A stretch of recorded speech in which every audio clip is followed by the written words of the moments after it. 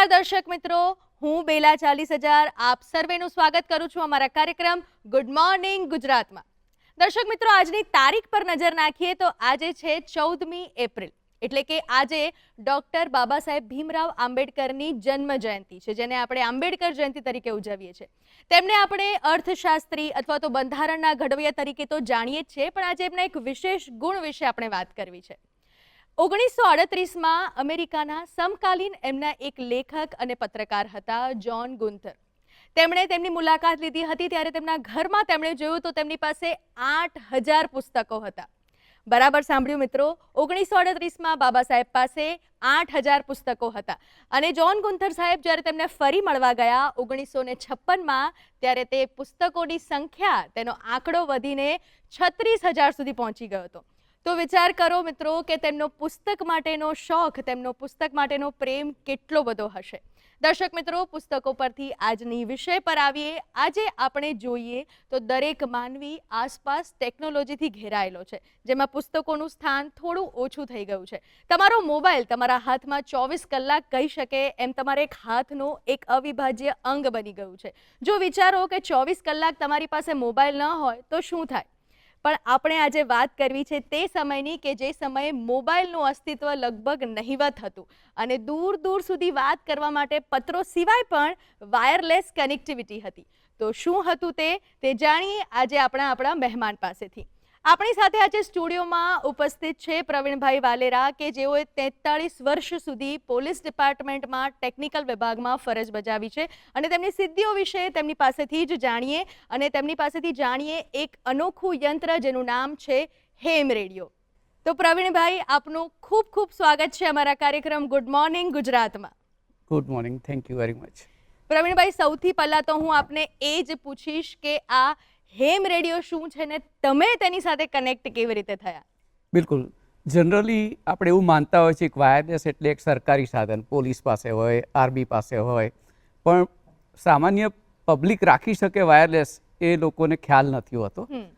આ એક હેમ રેડિયો એક હોબી છે જેમાં ગવર્મેન્ટ લાયસન્સ આપે છે. એ લાયસન્સ રાખ્યા પછી આપણે પોતાનો અંગત ઉપયોગ માટે વાયરલેસ સેટ રાખી શકીએ, આપણા ઘરે, આપણી વ્હીકલમાં, આપણી ઓફિસમાં, અને એઝ એ હોબી એનો ઉપયોગ કરીએ. જ્યારે હેમ રેડિયોની શરૂઆત થઈ એ સમય એવો હતો, અત્યારે આપણે જે જીવીએ છીએ બેસ્ટ કોમ્યુનિકેશન એરામાં જીવીએ છીએ. દુનિયામાં બનતી કોઈ પણ ખૂણામાં બનતી નાની ઘટના આપણને તરત જ પલકારામાં મળી જાય છે. તો world has become so small now. પણ એ સમય એવો હતો કે જ્યારે આપણે ટેલિફોન પણ બુક કરાવવો પડતો હતો. આપણે કોઈને અહીંથી બોમ્બે વાત કરવી હોય તો આપણે એક્સચેન્જમાં બુક કરાવવો પડતો હતો. અને એ સમયે 1979માં મોરબીમાં મચ્છુ ડેમ હોનારત થઈ. અને ત્યારે હું રાજકોટ ખાતે મારો અભ્યાસ કરતો હતો અને રામકૃષ્ણ પ્રાર્થના મંદિરથી એઝ એ વોલેન્ટિયર અમે ત્યાં સેવા આપવા માટે ગયા હતા. તો with my great surprise I saw some group of people, એ લોકો વાયરલેસથી વાતો કરતા હતા અને ત્યાં મદદ કરી રહ્યા હતા.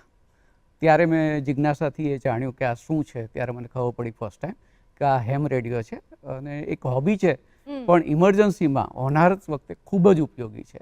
તો it was my first introduction to heme radio. એટલે તમારો હેમ રેડિયોનો પરિચય તમે એવું કહો છો કે હોનારતના સમયમાં, ઇમરજન્સીનો જે વખત છે, જે વિપદાઓ આવે છે એમાં થયો. તો આ હેમ રેડિયો એવા સમયમાં ક્યારે કામ લાગે છે? હેમ રેડિયો આપણે અત્યારે એમ માનીએ ને કે ખૂબ કોમ્યુનિકેશન ડેવલપ સ્કિલ્સ બધી થઈ ગઈ છે, ગેજેટ્સ પાવરફુલ થઈ ગયા છે, પણ ઇવન ટુડે જ્યારે પણ કોઈ પણ જગ્યાએ ધરતીકંપ, ફોરેસ્ટ ફાયર, સાયક્લોન, આવું કંઈ પણ થાય, સુનામી, તો communication becomes always first casualty for a temporary some period. એવા સમયે જ્યારે આપણે રિલીફ અને રેસ્ક્યુ વર્ક કરવું હોય તો હેમ રેડિયો એવું ઉપયોગી સાધન છે. એના માટે કોઈ ઇન્ટરનેટ કનેક્શનની જરૂર નથી. વેવ પ્રોપોગેશન એટલે હવાના માધ્યમથી જ વાત કરે છે અને 12 વોલ્ટની બેટરી ઉપર કામ કરતું સાધન છે. એટલા માટે જ્યારે કોઈ પણ હોનારત થાય ત્યારે પહેલી કોમ્યુનિકેશન સિસ્ટમ જો રિસ્ટોર કરવી હોય તો આપણે હેમ રેડિયોથી ઉપયોગી થઈ શકે. જી, આ તમે લાયસન્સની વાત કરી કે હેમ રેડિયો ઓપરેટ કરવા માટે લાયસન્સ હોવું ખૂબ જરૂરી છે. તો એ લાયસન્સ મેળવવાની પ્રક્રિયા શું હોય છે? એ સરળ હોય છે કે કોઈ પણ અપ્લાય કરી શકે? એના માટે કોઈ ક્વોલિફિકેશન, કોઈ ભણતરમાં ડિગ્રી એવું કશું રિક્વાયરમેન્ટ ખરી? નહીં. ગવર્મેન્ટ ઓફ ઇન્ડિયા આ હેમ રેડિયો એક સાયન્ટિફિક હોબી છે એટલે એને પ્રમોટ કરવા માગે છે. ભારતના કોઈ પણ નાગરિક 12 વર્ષથી ઉપરની વ્યક્તિ હેમ રેડિયોની પરીક્ષા આપી શકે. એના માટે કોઈ ગ્રેજ્યુએશન, અંડર ગ્રેજ્યુએટ કોઈ ક્વોલિફિકેશન રિક્વાયર્ડ નથી. એક એક્ઝામ લે છે સરકાર, એ ગવર્મેન્ટ એક્ઝામ બહુ જ બેઝિક જનરલ નોલેજ ઇલેક્ટ્રોનિક્સનું ચેક કરવા માટે, અને એ MCQ ટાઈપની પરીક્ષા હોય છે. એ પરીક્ષા પછી ગવર્મેન્ટ લાઇસન્સ આપે છે. લાઇસન્સ 2 પ્રકારના હોય છે, એક જનરલ ગ્રેડ અને એક રિસ્ટ્રિક્ટેડ ગ્રેડ. પણ બંને પ્રકારના લાઇસન્સમાં આરામથી ક્લિક કરી શકાય. માત્ર તમને ઇન્ટરેસ્ટ હોય તો થોડા જ સમયમાં એના માટે તૈયારી કરી શકાય. અને લાઇસન્સ આપણને લાઈફ ટાઈમ વેલિડિટી માટે મળે છે. આપને સરપ્રાઈઝ થશે કે આજે મોબાઈલના નેટવર્ક માટે આપણે જે પૈસા ચૂકવીએ છીએ ને, તો ગવર્મેન્ટ લાઈફ ટાઈમ લાઇસન્સ માટે માત્ર 2000 રૂપિયા લે છે. એક વખત અમે 2000 રૂપિયા ભરીને લાઇસન્સ લઈ લીધું પછી we need not to pay anything. અને આમાં કોઈ ટોક ટાઈમ કે કોઈ એવા સમય મર્યાદા હોતી નથી. If you have heme radio, સામેની વ્યક્તિ પાસે હેમ રેડિયો છે, you can talk hours together without any paying any single પૈસા. ફેસિનેટિંગ છે થોડું. Yes. એક બીજો પ્રશ્ન એ પણ થાય કે માત્ર 12 વર્ષની વયથી જ આ સાધનનું લાયસન્સ મળે છે, તો એના ક્વેશ્ચન્સ એટલા સીધા હોય છે અને એનો ફિઝિક્સ રિલેટેડ કોઈ જે, કારણ કે તમે કહો છો કે હવાના માધ્યમથી, એટલે હવામાં જે તરંગો તરતા હોય તેના માધ્યમથી આ વાત થઈ શકે, જે રેડિયોમાં જે તરંગોનો ઉપયોગ થાય છે, તો આ FM અને AM ના જે રેડિયો ફ્રીક્વન્સીસ હોય છે એ જ હેમ રેડિયોમાં હોય છે કે એની ટેકનોલોજી કંઈ અલગ હોય છે? બિલકુલ. આપણે જે બ્રોડકાસ્ટ રેડિયો સાંભળીએ છીએ, લાઈક FM રેડિયો સાંભળીએ છીએ, AM રેડિયો સાંભળીએ છીએ, ઇટ ઇઝ વન વે. કારણ કે એક ટાવરથી એ સિગ્નલ છોડવામાં આવે છે, આપણા બધા પાસે એના રિસીવર હોય. એટલે આપણે ગાડીમાં પણ FM રેડિયો સાંભળીએ છીએ, રાઈટ?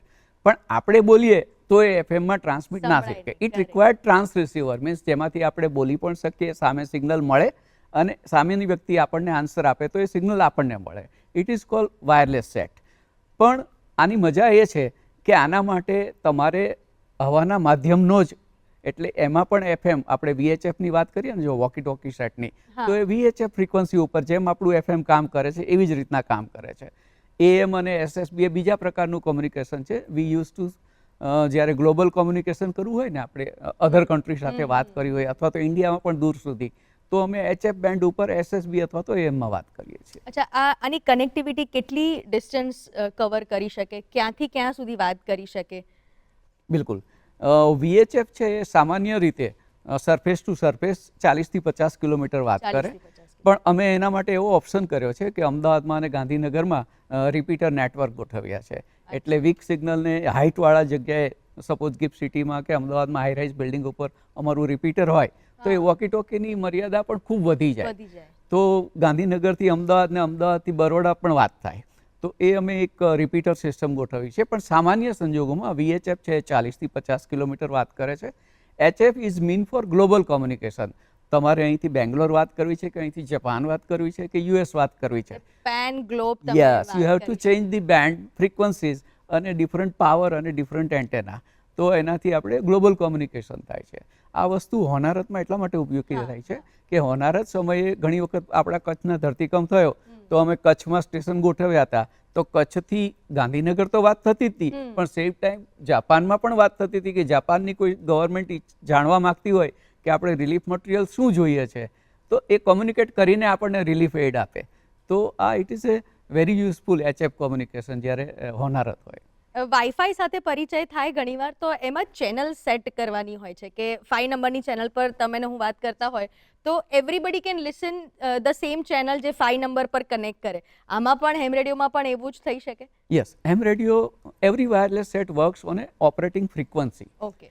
પોલીસ વાયરલેસ પાસે પણ વોકી ટોકી સેટ હોય, ફોરેસ્ટવાળા પાસે પણ હોય, ફાયર બ્રિગેડ પાસે પણ હોય, દરેકની પોતાની ફ્રીક્વન્સી હોય. હેમ રેડિયોની જે ફ્રીક્વન્સી છે એમાં બધા હેમ રેડિયોના મિત્રો અંદરો અંદર વાત કરે. ઓકે. એટલે એમાં ચેનલ કરતાં આપણે એને ફ્રીક્વન્સી કહીએ છીએ. આપણે જે ટીવીના રિમોટથી ચેનલ બદલીએ છીએ, તો આપ જે વાઈફાઈ ચેનલની વાત કરો છો ને, that we switch over the another frequency. એવું જ હેમ રેડિયોમાં છે કે અમે ડિફરન્ટ ફ્રીક્વન્સી ઉપર, અને અમે ડિઝાસ્ટર માટે એક ગ્લોબલી ડિસ્ટ્રેસ ફ્રીક્વન્સી બનાવી છે કે જ્યારે ડિઝાસ્ટર થાય તો બધાને ખબર પડે કે આ ફ્રીક્વન્સી મોનિટર કરવાની, જેથી કરીને કોઈ પણ જગ્યાએ ડિઝાસ્ટર થાય તો એ કોઓર્ડિનેશનથી કામકાજ થાય. બીજો એક પ્રશ્ન મને એ પણ થાય કે ડિઝાસ્ટરની આપે વાત કરી કે ડિઝાસ્ટર સમયે ham radio is a very useful gadget. તો તમારી પાસે કોઈ એવો કિસ્સો ખરો કે જ્યારે ડિઝાસ્ટર થયું હોય ને તમારા હેમ રેડિયોથી તમે કનેક્ટ કર્યું હોય લોકોને અને તમે હેલ્પફુલ થયા હો? બિલકુલ. ગુજરાતમાં અમે Gujarat institute of amateur radio એક સંસ્થા બનાવી છે. એ સંસ્થા ગુજરાતમાં ધરતીકંપ થયો 2001માં એનું આઉટકમ છે. કારણ કે ત્યારે હેમ રેડિયો ઓપરેટર્સ ગુજરાતમાં ઓછા હતા અને આપણો અફેક્ટેડ એરિયા ધરતીકંપનો right from Kutch to Surat હતો. તો ત્યારે કોમ્યુનિકેશન માટે આપણે ઘણા બધા હેમ ઓપરેટરને ગુજરાત બહારથી પણ બોલાવ્યા. પણ હવે આપણે આ ગુજરાતમાં નેટવર્ક બનાવ્યું છે અને સૌથી બેસ્ટ અમારો એક્સપિરિયન્સ હતો ધરતીકંપ વખતે કે ધરતીકંપ વખતે બીજી કોઈ આપણી સંદેશાવ્યવહાર કામ નહોતું કરતું. ત્યારે હોસ્પિટલમાં કેટલા લોકો એડમિટ છે, કેટલા લોકોની કેઝ્યુઅલ્ટી થઈ છે, એ બધો જ ડેટા અમે કલેક્ટ કરી જનરલ પબ્લિકને પણ શેર કરતા હતા અને ગવર્મેન્ટને પણ શેર કરતા હતા. એથી પણ વધારે અમારે અનુભવ થયો જ્યારે 2005 ડિસેમ્બરમાં સુનામી આવી આંદામાન નિકોબાર. ત્યારે ગવર્મેન્ટ ઓફ ગુજરાતે 10 અમને હેમ રેડિયો ઓપરેટરને ખાસ કિસ્સામાં ત્યાં મોકલ્યા હતા અને અમે 3 જુદા જુદા ટાપુ જે સૌથી વર્સ્ટ અફેક્ટેડ હતા ત્યાં ઓપરેટ કરતા હતા. આપને જાણીને નવાઈ લાગશે કે જે જગ્યાએ અમે કેમ્બલ બે કરીને ટાપુ છે જે સધર્ન મોસ્ટ છે, એ ટાપુ ઉપર અમારું લઈને જે રિલીફ એડ લઈને ફર્સ્ટ ફ્લાઇટ ઉતર્યું હતું અને ત્યાં અમે સ્ટેશન લગાડીને આપણા જે મછુઆરા હતા ઇન્ડોનેશિયા બાજુ જતા રહ્યા હતા ડ્યુ ટુ ધીસ સુનામી અને એ બાજુના મછુઆરા હતા આપણી બાજુ આવી ગયા હતા. તો એ લોકોનો ડેટા લઈને બે કન્ટ્રી સાથે અમે એક્સચેન્જ કર્યો. જે લોકો મિસિંગ હતા અથવા તો ચિંતા કરતા હતા કે આ લોકો ક્યાં ગયા, ડૂબી ગયા, સર્વાઈવ કરે છે કે નથી કરતા. તો એ અમારા માટે એક 2 વીક 14 દિવસ સુધી અમે ઓપરેટ કર્યું હતું અને બહુ ચેલેન્જિંગ હતું અને ટફ પણ હતું. એટલે મછુઆરા જેવી જાત કે જેને તો પાણીમાં જ ફરવાની હોય અને આટલી મોટી હોનારત વખતે પણ એમને દેશ સાથે સંપર્ક સધાય એ ખૂબ મોટી વાત છે. બીજી એક વાત એ પણ કરવી છે કે ફ્રીક્વન્સી માટે સેટેલાઇટનો ઉપયોગ થાય છે આપણે જે જનરલી મોબાઈલ ટાવર્સ ને એના માટે થતું હોય છે એવી રીતે? જી, હેમ રેડિયોમાં સેટેલાઇટનો બિલકુલ ઉપયોગ નથી. પરંતુ જ્યારે એસ્ટ્રોનોમ આપણે જ્યારે સ્પેસ શટલને ફરતા હોય ને તો એમાં જેટલા પણ સાયન્ટિસ્ટ હોય ને એ લોકો પાસે હેમ રેડિયોનું લાયસન્સ હોય છે. તો દે કેરી ઓન એક્સપેરિમેન્ટ્સ. આપણા ખ્યાલ હોય તો ઇન્ડિયન ઓરિજિન આપણા કલ્પના ચાવલા હતા જે એક ડિઝાસ્ટરમાં એક્સપાયર થઈ ગયા હતા, એ પોતે હેમ હતા. સુનિતા વિલિયમ પોતે હેમ છે. એટલે એ લોકો જ્યારે આવી રીતના સ્પેસમાં જતા હોય ત્યારે જુદા જુદા એક્સપેરિમેન્ટ કરવા માટે એ લોકો હેમ રેડિયો ફ્રીક્વન્સીનો પણ ઉપયોગ કરતા હોય. But basically heme radio operate કરવા માટે આપણે કોઈ સેટેલાઇટ કનેક્ટિવિટીની જરૂર પડતી નથી. આઇનોસ્ફિયર એટલે કે હવા ઉપર રહેલા જુદા જુદા જે આપણા લેયર્સ છે એ લેયર્સનો જ ઉપયોગ કરીને કોમ્યુનિકેશન થાય છે. એટલે કે કોઈ પણ વિષમ પરિસ્થિતિ હોય ત્યારે કનેક્ટિવિટી તો હોય જ નહીં, મેઇન્સ પણ ના હોય, લાઇટ પણ ના હોય, તો બેટરીથી ચાલતું સાધન છે અને માત્ર આઇનોસ્ફિયર એટલે કે આબોહવાનો ઉપયોગ કરે છે. ખૂબ જ આમ જાણીને ઇન્ટરેસ્ટિંગ લાગે કે કોઈ પણ જાતનો સેટેલાઇટનો ઉપયોગ નહીં, ખાલી માત્ર હવાના લેયરથી કેટલી મહત્વની માહિતી એક જગ્યાથી બીજી જગ્યાએ પહોંચી શકે. તમે સુનિતા વિલિયમ્સની વાત કરી, તમે કલ્પના ચાવલાની વાત કરી, બીજા કોઈ એવા જાણીતા ચહેરા ખરા કે જે હેમ રેડિયો યુઝ કરતા હોય? તમે એના માટે એક ટર્મ વાપરો છો કે એ લોકો હેમ છે, તો આ ટર્મ શું છે ને કોઈ આવું વ્યક્તિ હોય તો વ્યક્તિ વિશે શ્યોર. પહેલાં હું હેમ શું છે એ અમે આપને જણાવીશ. આનું નામ હેમ કેમ પડ્યું? આપણા વાયરલેસના 3 પાયોનિયર સાયન્ટિસ્ટ છે, હર્ટ્ઝ, આર્મસ્ટ્રોંગ અને માર્કોની. તો એમના પહેલા લેટર્સ છે HAM, હેમ. અને અમે એવું પણ કહીએ છીએ કે help all mankind during disaster. તો અમે એક કોમ્બિનેશન બનાવ્યું છે. હેમ રેડિયો એનું પ્રચલિત નામ છે. વાસ્તવમાં આને કહેવાય છે amateur radio operators licence. Right. હવે આપે મને સેલિબ્રિટીનું પૂછ્યું ને તો આપને જાણી નવાઈ લાગશે કે આપણા બોલિવૂડના સુપરસ્ટાર અમિતાભ બચ્ચન પોતે હેમ છે અને એના કેબીસીના શોમાં એણે બ્રોડકાસ્ટ પણ કર્યું હતું કે જ્યારે મને એમ કે ઇન્જર્ડ થયો હતો અને હું બેડ રિડન હતો ત્યારે કોઈ વ્યક્તિના સંપર્કમાં આવ્યા જે હેમ હતા અને એમણે પછી એ હેમ રેડિયોનું લાયસન્સ લીધું. એટલે ઘણા બધા ફિલ્મ સ્ટાર, કમલ હસન પોતે હેમ છે, પોલિટિકલ નેતાઓ પાસે પણ લાયસન્સ છે, બિઝનેસમેન ઘણા લાયસન્સ ધરાવે છે. જોર્ડનના રાજા હુસેન છે એ પણ એમેચ્યોર રેડિયોનું લાયસન્સ ધરાવે છે. ખૂબ જાણીને મજા આવે એવી વાત છે કે હેમ રેડિયોનો આટલો બધો વ્યાપક ઉપયોગ છે તેમ છતાં લોકો પાસે જાણકારી ઓછી છે. તો તમે એક વાત કરી ગુજરાત એમેચ્યોર ફેડરેશન, એના વિશે થોડી વાત કરી શકો તો? બિલકુલ. આપે કહ્યું એમ જનરલી પબ્લિક અવેર નહીં હતી, પણ આ સુનામી આવી, ધરતીકંપ આવ્યો તો થોડું ઘણું મીડિયાના મદદથી ન્યૂઝપેપરમાં અને ઇલેક્ટ્રોનિક મીડિયામાં હેમ રેડિયો વિશે વાતો થઈ એટલે લોકોની ઇન્ક્વાયરી વધી કે આ હેમ રેડિયો ખરેખર છે શું. એ ધ્યાનમાં રાખીને અમારા એ વખતના પ્રિન્સિપલ સેક્રેટરી હતા ડૉક્ટર એસ.કે. નંદા, અત્યારે એક્સપાયર થઈ ગયા છે, એમણે એક વિઝન લીધું અને અમારા એક આઈપીએસ હતા ઈ રાધાકૃષ્ણન. તો અમણે કહ્યું કે તમે લોકો ગુજરાતના હેમ એક બોડી બનાવો, ગવર્મેન્ટ હેલ્પ કરશે અને તમે એક પ્રમોટ કરો હેમ રેડિયોને ગુજરાતમાં. તો અમે ઓછામાં ઓછા 50 જેટલા હેમ બેચ આટલા વર્ષોમાં કર્યા છે અને અમારા પ્રયત્નથી ગુજરાતમાં 2000 જેટલા નવા લાયસન્સ આવ્યા છે. અને નોટ ઓનલી કે આ ઇલેક્ટ્રોનિક્સ આવડતું હોય એવા લોકો જ લાયસન્સ લઈ શકે, હાઉસવાઈફ પણ છે, ડૉક્ટર્સ પણ છે, આયુર્વેદિક ડૉક્ટર્સ પણ છે, બિઝનેસમેન પણ છે, from the all sector of society લોકોએ આ હેમ રેડિયોનું લાયસન્સ લીધું છે. સ્ટુડન્ટ્સ પણ છે. યંગેસ્ટ હેમ આપણા ગાંધીનગરમાં એક આખું એક હેમ ફેમિલી છે, ડૉક્ટર જગદીશ પંડ્યા કરીને. તો એના કુટુંબમાં 24 લાયસન્સ છે એના ફેમિલીના. એક જ ફેમિલીમાં 24 લાયસન્સ છે. દર્શક મિત્રો, હેમ રેડિયોની વાત તો ખૂબ જ ઇન્ટરેસ્ટિંગ ચાલી રહી છે. આ ઇન્ટરેસ્ટિંગ વાતો આ નાનકડા વિરામ પછી પણ અવિરત ચાલુ રહેશે. તો મળીએ એક નાનકડા વિરામ બાદ.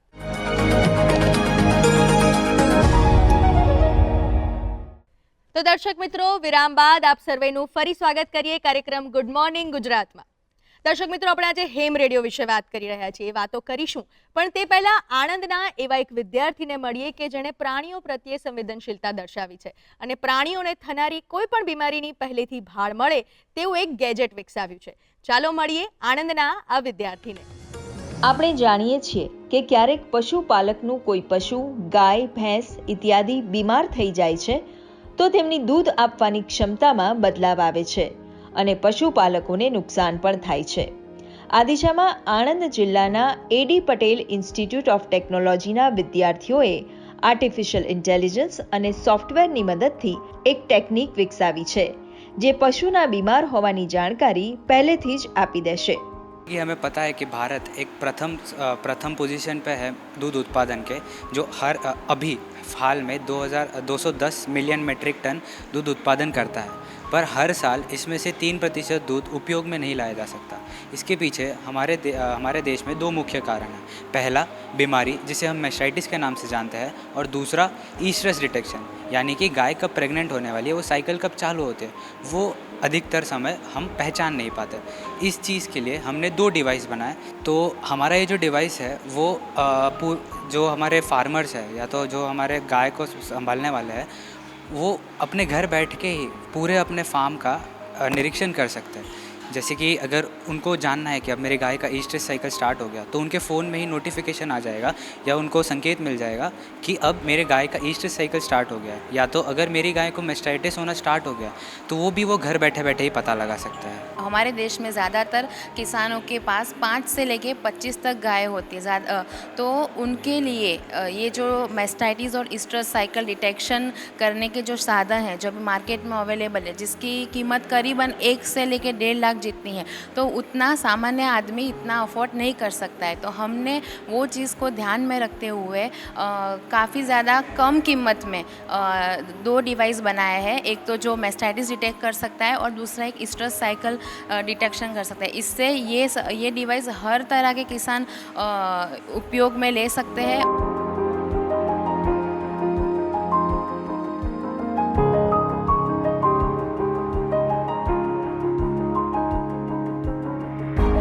यहाँ जो बच्चों ने 2 डिवाइसेस बनाए हैं, फील्ड में जाके इन्होंने सैंपल्स कलेक्ट किए हैं. उसके बेसिस पे इन्होंने अपने इस कंसेप्ट को प्रूव किया है कि कैसे ये डिवाइस काम करता है. ना सिर्फ इन बच्चों ने फार्म में ये ऑब्ज़र्व किया कि गायों की हालत कैसी होती है, कैसे किसान उसका ध्यान रखता है और कहाँ पे गलतियाँ होती हैं, और इन फार्म्स पे बच्चों ने किसानों को काउंसल भी किया कि आपको अपने गाय रख रखाव में क्या क्या बदलाव करने चाहिए जिससे गाय को इस तरह के इन्फेक्शन ना हो. मार्केट में अवेलेबल जो टेक्निक्स हैं उनमें ऐसा होता है कि एक बार में सिर्फ एक ही दूध के सैंपल की रीडिंग मिलती है. हम जो डिवाइस बना रहे हैं इसमें सिर्फ एक ही बार का नहीं बल्कि एक गाय का पूरे महीने का रिकॉर्ड भी किसान को अपने मोबाइल ऐप पे देखने को मिलेगा. સરકારની SSIP યોજના અંતર્ગત વિદ્યાર્થીઓએ આ ટેકનિક વિકસાવી છે. तो इलेक्ट्रिकल कंडक्टिविटी से मैस्टाइटिस का डिटेक्शन होता है. ये इलेक्ट्रिकल कंडक्टिविटी का जो मीटर डेवलप किया है बच्चों ने, ये फील्ड में जाके इन्होंने सारा डेटा कलेक्ट किया है। ये अभी एक फ्रीडम बच्चों को हम लोगों ने प्रोवाइड किया लैब में, ताकि वो काम कर सकें, वो अपने अपने आइडियाज़ को, जो सोसाइटी की रिक्वायरमेंट है उस पर अपने आइडियाज़ को फुलफ़िल कर सकें। और एक नीड है, जो नीड आज के दिन में है, उस नीड को सफाइज कर सकें। ये एक बहुत बड़ा चैलेंज हम लोग लेके आगे आए थे, और ये हमको दिख रहा है कि आने वाले समय में इस चैलेंज को हम लोग फुलफ़िल करेंगे। मुझे ये पूरी उम्मीद है कि ये दोनों डिवाइसेस मेक इन इंडिया के तहत बनेंगे, जिससे कि आज की डेट में ये जो डिवाइस है वो बाहर से इंपोर्ट होते हैं, जिनकी कीमत काफ़ी जो है ज़्यादा आती है। ये डिवाइस हमारी कंट्री के अंदर बनेंगे तो उनकी कॉस्ट काफ़ी कम होगी और किसानों को भी काफ़ी फायदा मिलेगा। દેશમાં જ્યારે વર્લ્ડ ડેરી સમિટનું આયોજન થયું છે અને દૂધ ઉત્પાદનમાં વૃદ્ધિ પર ભાર અપાઈ રહ્યો છે, ત્યારે પશુપાલકોને આ ટેકનિક સાથે જોડીને મજબૂત કરવા એ સહાયક સાબિત થશે। 2014 में भारत में 146 मिलियन टन दूध का उत्पादन होता था। अब ये बढ़कर 210 मिलियन टन तक पहुंच गया है, यानी करीब करीब 44% की वृद्धि। आज पूरे विश्व में मिल्क प्रोडक्शन 2% की रफ्तार से बढ़ रहा है, जबकि भारत में इसकी रफ्तार 6% से भी ज्यादा है। આત્મનિર્ભર ભારત અને મેક ઇન ઇન્ડિયા સાથે આગળ વધતા આ વિદ્યાર્થીઓ ટેકનોલોજીની મદદથી પશુપાલકોને મદદરૂપ થઈ રહ્યા છે, જે દેશને દૂધ ઉત્પાદન ક્ષેત્રે પ્રથમ હરોળમાં રાખવા સક્ષમ સાબિત થશે। તો દર્શક મિત્રો, દરેક જીવ કેટલો મહત્વપૂર્ણ છે એ આપણે આ સ્ટોરીમાંથી જોયું। જઈએ પ્રવીણભાઈ પાસે અને જાણીએ હેમ રેડિયો વિશે બીજી કેટલીક ઇન્ટરેસ્ટિંગ વાતો। તો પ્રવીણભાઈ, આપની સાથે ફરી વાત શરૂ કરીશ, અને બીજી એક વાત કરવી છે કે આ હેમ રેડિયોનો લાયસન્સની આપણે પૂરી પ્રક્રિયાની વાત જાણી, એનો લાયસન્સની ફી વિશે પણ વાત જાણી, પણ આ હેમ રેડિયો, એક મોબાઈલની કિંમત અત્યારે 5,000 થી 5 લાખ રૂપિયા સુધીની થઈ ગઈ છે, તો એ હેમ રેડિયોનો જે સેટ આવે છે, જે એની સેટની કિંમત શું હોય છે? જરૂરથી બેઝિકલી બે પ્રકારના વાયરલેસ સેટ હોય છે। ટૂંકા અંતરના વાત કરવા માટે VHF UHF હોય છે, અને લાંબા અંતર માટે HF હોય છે। તો VHF UHF જે સાધન છે એ જનરલી 5 થી 6 હજારથી માંડીને, જે એઝ યુ સેડ કે મોબાઈલ આપણા 5,000થી માંડીને 5 લાખ સુધીના આવે છે, પણ કોમનલી જે સારી રીતે વાતચીત કરી શકીએ એવું 5 થી 7 હજારનું VHF UHF ઇક્વિપમેન્ટ આવે છે। એટલે એ 5 થી 7 હજારના એ જ ગેજેટથી આપણે અમેરિકા પણ વાત કરી શકીએ? નહીં, હા, HF જે ગ્લોબલ કોમ્યુનિકેશન માટે વપરાય એની કિંમત છે 25 થી 30 હજાર। અચ્છા, એ સેટઅપ એવું છે કે એમાં એક એક્સટર્નલ એન્ટેના, એટલે કે આપણા ટેરેસ ઉપર એક એન્ટેના લગાવવું પડે, અથવા તો વ્હીકલમાં એક લાંબુ એન્ટેના લગાવવું પડે। એટલે જે HF ગ્લોબલ કોમ્યુનિકેશન પૂરા વર્લ્ડ સાથે વાત કરવા માટેનું જે સાધન છે એ સ્ટેશનરી છે, મીન્સ સ્ટેટિક છે, જ્યારે VHF અને UHF છે એ આપણે હરતા ફરતા વાત કરી શકીએ એ પ્રકારનું છે। એનો FM મોડ્યુલેશન હોય, એટલે કે એનો અવાજ બહુ જ સારો સંભળાય, જ્યારે HF જે છે એ SSB અથવા AM FM જુદા જુદા મોડમાં ઓપરેટ કરી શકાય, પણ એમાં થોડુંક જેમ આપણે હવાના માધ્યમથી આવે છે તો દૂરથી સિગ્નલ આવતા હોય, વાતાવરણ ઉપર હોય છે, આપણા સોલર સાયકલ ઉપર ડિપેન્ડ હોય છે, એટલે એનો અવાજ ઘણી વખત થોડો ઘોંઘાટવાળો પણ લાગતો હોય છે। એટલા માટે એક થોડીક ટ્રેનિંગ હોય તો HF રેડિયો સારી રીતે ઓપરેટ કરી શકાય। તો આ હોનારત જ્યારે થઈ, ટી સુનામીમાં તમે જ્યારે ટાપુ પર હતા ત્યારે ત્યાં વાદળછાયું વાતાવરણ પણ હોય, ગમે ત્યારે વરસાદ પણ પડે, ગમે તે વાતાવરણ પળમાં ચેન્જ થઈ શકે, તો એવામાં કમ્યુનિકેશનમાં કોઈ પ્રોબ્લેમ થતો હતો? કમ્યુનિકેશનમાં એક સરસ એક લેંગ્વેજ છે which is called CW, continuous wave. જે લેંગ્વેજ છે ડેશ અને ડોટ, માત્ર અવાજ। જો આપણે રિકોલ કરીએ ને કે જ્યારે આપણા ફોન, મોબાઈલ ફોન ચાલુ થયા ને તો એન્ડ્રોઈડમાં એક SMS આવતા ત્યારે ડીડી ડા ડા ડીડી એવો અવાજ આવતો। તો જ્યારે અમને સ્ટેટિક અવાજ, એટલે કે લાઇટનિંગ ખૂબ થતું હોય એવું હોય તો અમે મોર્સમાં, એટલે કે CW માં વાત કરીએ, અને જો વાતાવરણ સારું હોય તો સ્પીચથી વાત કરીએ। એટલા માટે એક ઓપ્શન HF કોમ્યુનિકેશનમાં એડ ઓન છે કે જ્યારે આવું હવામાન ખરાબ હોય તો આપણને સ્કેટર્ડ નોઇઝ સંભળાય, એ નોઇઝથી પણ સિગ્નલ ઉપર લાવવા માટે CW માં અમે વાત કરીએ। એટલે અને જો કનેક્ટિવિટી સારી હોય, મીન્સ વાતાવરણ સારું હોય તો લેપટોપ અને રેડિયો મોડેમ લગાડીને આપણે પિક્ચર્સ પણ ટ્રાન્સફર કરી શકીએ। અચ્છા, અર્થક્વેક વખતે આપણે એવું બનેલું કે હોસ્પિટલોમાંથી જે ડેટા લીધા ભુજ અને ત્યાંથી, તો એ ડેટાને આપણે એક્સેલની ફાઇલ બનાવી રેડિયો મોડેમની મદદથી તાત્કાલિક આપણે કંટ્રોલ રૂમને કોઈ એકનું નામ બોલીને લખાવીએ એના કરતાં ડિજિટલી ટ્રાન્સફર કરી અને આપણે કરતા હતા. તો એ પણ એક કનેક્ટિવિટી હેમ રેડિયોમાં પોસિબલ છે. બીજી એક એ વાત કરવી છે કે દરેક જે સગવડ હોય એમાં થોડી અગવડ હોય, બરાબર? એમાં જેટલું ઉપયોગી એટલું દુરુપયોગી એમ. તો આના કોઈ દુરુપયોગ કરી શકે એવું થાય ખરું હેમ રેડિયોનું? બિલકુલ. પહેલાં તો હું એક વસ્તુ કહી દઉં કે હેમ રેડિયો છે એમાં જરાય કોન્ફિડન્શિયાલિટી નથી. આજે ફોનમાં વાત કરીએ તો આપણે 1 to 1 વાત કરીએ છીએ. હેમ રેડિયોમાં જે ફ્રીક્વન્સી ઉપર બધા જ સ્ટેશન હોય તો એ વાતચીત બધા જ સાંભળે. એટલે આમાં કોઈ એવી કોન્ફિડન્શલી એટલે કે કોઈ એવી ખાનગી વાત કરવાનું કે એવું કંઈ હોતું નથી. It is mean for hobby અને યુઝફુલ ડ્યુરિંગ ડિઝાસ્ટર, રાઈટ? એ એનો પર્પઝ છે. પણ એનું કોઈ દુરુપયોગ ના કરે એ માટે ગવર્મેન્ટે વાયરલેસ મોનિટરિંગ સ્ટેશન આખા ઇન્ડિયામાં લગભગ 50 જેટલા મોનિટરિંગ સ્ટેશન છે.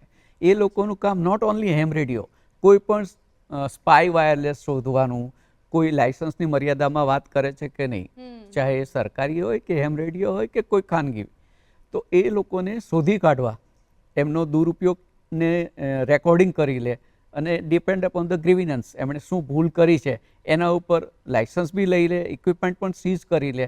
અને જો કોઈ આવું નોટોરિયસ વ્યક્તિ હોય વિધાઉટ લાયસન્સ ઇલીગલ ઓપરેટ કરતું હોય તો એના ઉપર કાયદેસરના પગલાં પણ લેતા હોય છે. એટલે હેમ રેડિયો એ જનરલ પર્પઝ છે. It is mean for hobby. એટલે 1 to 1 આમાં વાત નથી થતી. આમાં જેટલા એ ફ્રીક્વન્સી ઉપર હોય અથવા તો એ ફ્રીક્વન્સીની નજીકના હોય એ લોકો એ વાત સાંભળી શકે. એટલે કશું ખાનગી હોતું નથી. પણ આજના સોશિયલ મીડિયાના જમાનામાં પણ અમે લોકો ડેઇલી સવારે અડધો કલાક સુધી વાતો કરીએ છીએ, ગપસપ કરીએ છીએ, મજા લઈએ છીએ, એકબીજાના ખબર અંતર પૂછીએ છીએ. એટલે નોર્મલ સંજોગોમાં લાઈક સોશિયલ મીડિયા અમે એને ઓપરેટ કરીને એકબીજા સાથે વાત કરીએ છીએ, નવા એક્સપેરિમેન્ટ કરીએ, અમારા એન્ટેના અલગ અલગ પ્રકારના અથવા તો વાયરલેસ સેટ અલગ પ્રકારના વાપરીએ અથવા તો અમે મોડેમ કનેક્ટ કરીને એની સાથે કનેક્ટિવિટી કરીએ. તો નોર્મલ સંજોગોમાં એઝ એ હોબી એન્જોય કરીએ છીએ like social media, but the media is wireless. અને જ્યારે ઇમરજન્સી આવે ત્યારે આવું કામ કરીએ છીએ. તમે અમે કીધું કે અમે લોકો આવું કરીએ છીએ, અમે લોકો મજા કરીએ છીએ. તો ચલો આપણે ગુજરાતની જ વાત કરીએ, પેન ઇન્ડિયા કે ગ્લોબલી નથી જવું. તો ગુજરાતમાં જ કેટલા હેમ રેડિયો લાયસન્સ ધારકો છે? ચોક્કસ. ગુજરાતમાં લગભગ 4000 થી 4500 લાયસન્સ છે. કારણ કે આ હોબી બહુ વર્ષો જૂની છે, હોબી છે અને ઘણા બધા અત્યારે પણ સિનિયર હેમ્સ પણ છે. તો એમાં લાયસન્સ લેવા કરતાં એક્ટિવિટી સાથે જોડાયેલું રહેવું, જેમની પાસે વાયરલેસ પણ હોય અને લાયસન્સ હોય, એવા 200 થી 250 વ્યક્તિ અત્યારે ગુજરાતમાં એક્ટિવ છે. અને અમે શું કરીએ છીએ કે માની લો કે હમણાં જ વિશ્વ એમેચ્યોર રેડિયો ડે આવી રહ્યો છે 18 એપ્રિલે. તો એ દિવસે દરેક હેમ્સ પ્રયત્ન કરતા હોય છે કે એકબીજી ક્લબ સાથે વાતો કરે, એ દિવસે પબ્લિકને જાગૃત કરવા માટે અવેરનેસના કેમ્પેનિંગ કરે. એટલે આવું પણ અમે કરતા હોઈએ છીએ કે કોઈ પાર્કમાં કે જાહેર જગ્યાએ જઈને હેમ રેડિયોનું ડેમોન્સ્ટ્રેશન કરીએ. અમે બધા મિત્રો મળીએ એને આઈબોલ કહીએ છીએ, આઈબોલ QSO. તો બધા મળીએ અને હેમ રેડિયોનો પ્રચાર કરીએ. એટલે 18 નજીકમાં છે આપણે 18 એપ્રિલ, ત્યારે સમગ્ર વિશ્વમાં જેટલા એમેચ્યોર રેડિયો ઓપરેટર હશે એ આને એક ખાસ ડે તરીકે ઉજવે છે. જી બિલકુલ. એક બીજી વાત બી એક એવી છે કે વાયરલેસ મીડિયમ છે, તો એનો વ્યક્તિગત મોબાઈલના જમાનામાં એનો કેટલો વ્યક્તિગત ઉપયોગ રહ્યો છે જે પહેલાં હતો? પહેલાં ઓફકોર્સ જ્યારે મોબાઈલ નહોતા ત્યારે એક રીતે કનેક્ટિવિટી માટે સારું સાધન હતું કે તમારા ઘરમાં હોય મારા ઘરમાં હોય તો વાત થઈ શકે. પણ હવે મોબાઈલનો આટલો વ્યાપ વધ્યા પછી હવે એનું કેટલું છે? You are very correct. એક ટાઈમ એવો હતો કે આપણે કોઈ યંગસ્ટરને બતાવીએ કે જો હું એક્રોસ ધ કન્ટ્રી વાત કરી રહ્યો છું, તો એ ટાઈમે આટલું કોમ્યુનિકેશનના સાધનો નહીં હતા, સોશિયલ મીડિયા નહીં હતું. તો યંગ જનરેશન ખૂબ એટ્રેક્ટ થતી કે you are talking to other country, right? એટલે એ ચાર્મ નથી, ઓબ્વિયસલી આઈ અગ્રી. કારણ કે અત્યારે આપણી પાસે મીન ઓફ કોમ્યુનિકેશન એટલા બધા છે કે you can not attract by saying that I am talking to other part of world. પણ અમે લોકોને એવું સમજાવીએ છીએ કે તમે જો લાયસન્સ લેશો તો you will understand the technology. આપણી પાસે મોબાઈલ હોય, માની લો કે આપણી પાસે 2 લાખ રૂપિયાનો એપલનો સારામાં સારો ફોન છે, પણ એના ફ્યુચર્સ શું છે, એ કઈ ટેકનોલોજીથી કામ કરે છે, અથવા તો આપણે એના બધા જ ફ્યુચર્સનો યુઝ પણ નથી કરી શકતા. તો આ ટેકનોલોજીથી અવગત થવા માટેનું સાધન છે. જે કોઈ હેમ રેડિયોનું લાયસન્સ લેશે તો he will start talking about wave propagation, different kind of antenna, અને ઇમરજન્સીમાં સેટઅપ કઈ રીતે કરવું, તો નોન ટેકનિકલ પર્સન એક ટેકનિકલ જાતેથી બની જાય છે. એટલા માટે આ રેડિયો લાયસન્સનું નામ છે એમેચ્યોર રેડિયો, જે મેચ્યોર નથી, સેલ્ફ ડેવલપ સ્કિલ છે. જી જી જી બિલકુલ. પ્રવીણભાઈ, આપની સાથે આ હેમ રેડિયો વિશે વાત કરીને એક નવી ટેકનોલોજી વિશે જાણીને મને અને મારા દર્શક મિત્રો બંનેને ખૂબ આનંદ આવ્યો હશે. તો પ્રવીણભાઈ, અમારી સાથે ગુડ મોર્નિંગ ગુજરાતમાં અમારા કાર્યક્રમમાં જોડાવા માટે આપનો ખૂબ ખૂબ આભાર. અને દર્શક મિત્રો, હવે આપણે આવી પહોંચ્યા છીએ આ કાર્યક્રમના છેલ્લા સેગમેન્ટ તરફ. બોલિવૂડનું એક ગીત સાંભળીએ. આજે આપણે વાત કરવી છે એક એવા કલાકાર વિશે કે જેમણે હમણાં જ આપણી વચ્ચેથી વિદાય લીધી છે. આપણે વાત કરવી છે મનોજ કુમારની. જી દર્શક મિત્રો, દિગ્દર્શક, લેખક અને અભિનેતા જે ખૂબ સફળતા પામી અને તેમણે પોતાની કારકિર્દીમાં, પોતાની ફિલ્મોમાં નવા કલાકારોને ચાન્સ પણ આપ્યો. જેમાંના એક કલાકાર છે અમિતાભ બચ્ચન, કે જેમણે ફર્સ્ટ ટાઈમ મનોજ કુમારની ફિલ્મમાં કામ કર્યું હતું. આજે આપણે મનોજ કુમારનું એક ગીત સાંભળીશું જે શોર ફિલ્મનું છે. આ ફિલ્મના આ ગીતમાં ગાયક કલાકારો છે લતા મંગેશકર અને મુકેશ, જેના સંગીત નિર્દેશક છે લક્ષ્મીકાંત પ્યારેલાલ, અને આ ગીતના બોલ સંતોષ આનંદે લખ્યા છે. આ ગીત સાથે જ શ્રોતા મિત્રો, હું આપની વિદાય લઈશ.